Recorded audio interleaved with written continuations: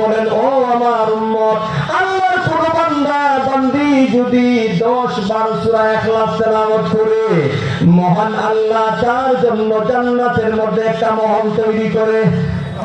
জোরে বলেন।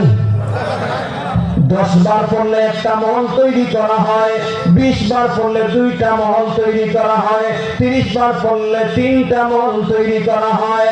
আল্লাহর নবীর সাহাবী খলিফাতুল মুসলিমিন ওমর ইবনুল খাত্তাব রাদিয়াল্লাহু তাআলা আনহু বলেন, ওগো নবীজি, সূরাতুল ইখলাস 10 বার পড়লে একটা মহল দেওয়া হয়, জান্নাতের মধ্যে একটা মহলের মালিক বানানো হয়। ওগো আল্লাহর নবী, তাহলে তো আমরা জান্নাতের অনেক মহলের মালিক হয়ে যাব। আল্লাহর নবী বলেন, ওমর, মহান আল্লাহ, মহান আল্লাহ, আল্লাহ দান অনেক বেশি। আল্লাহ বান্দাদেরকে দান করার ক্ষেত্রে কার্পণ্য করবে না। তোমরা যত আমলই করো না কেন, তোমাদের আমলের পরিপূর্ণ বদলা আল্লাহর পক্ষ থেকে দেওয়া হবে। ধরে বলেন না সুবহানাল্লাহ।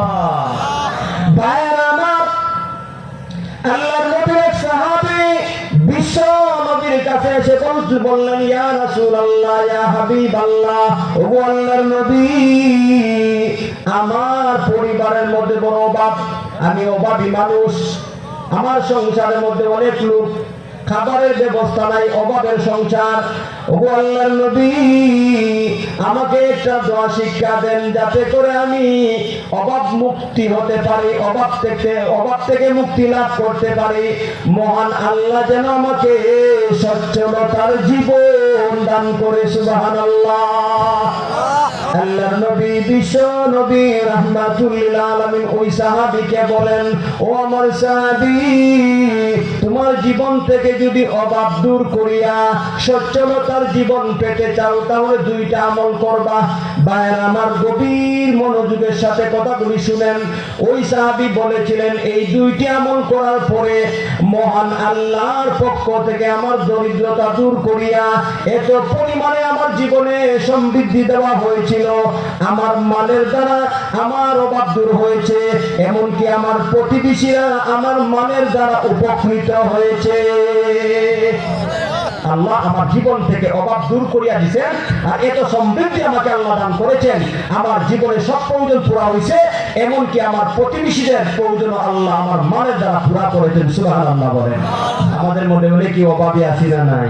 এই আমলটা করেন। দেখেন ভাই, আজকে শুধু ওয়াজ শুনি কিন্তু আমল করার নাই। এটা আমল করতে হবে, ঠিক কিনা বলেন? অভাব দূর করতে হবে। ওই নবীজি সাহাবীকে যে আমলের কথা বলেছেন, আমরাও যদি এই আমল করি, সাহাবীর জীবন থেকে অভাব দূর হয়েছে, আমাদের জীবন থেকে অভাব দূর হবে কি হবে না? অবশ্যই হবে। আল্লাহর নবী বলেন, সাহাবীরে, তোমার জীবন থেকে অভাব দূর করতে হলে 2টা আমল করবা।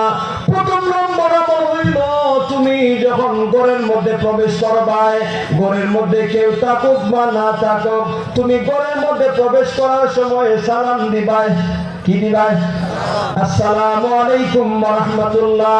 ঘরে কেউ থাকুক বা না থাকুক, তুমি সালাম দিবাই। 2 নম্বর হইল, ঘরের মধ্যে সালাম দিয়া প্রবেশ করার পরে সূরাতুল ইখলাস তুমি একবার পড়বাই। আল্লাহর নবীর সাহাবী বলেন, নবীজি ওই আমলের কথা বলার পরে আমি আল্লাহর নবীর কথা অনুযায়ী আমল করেছি।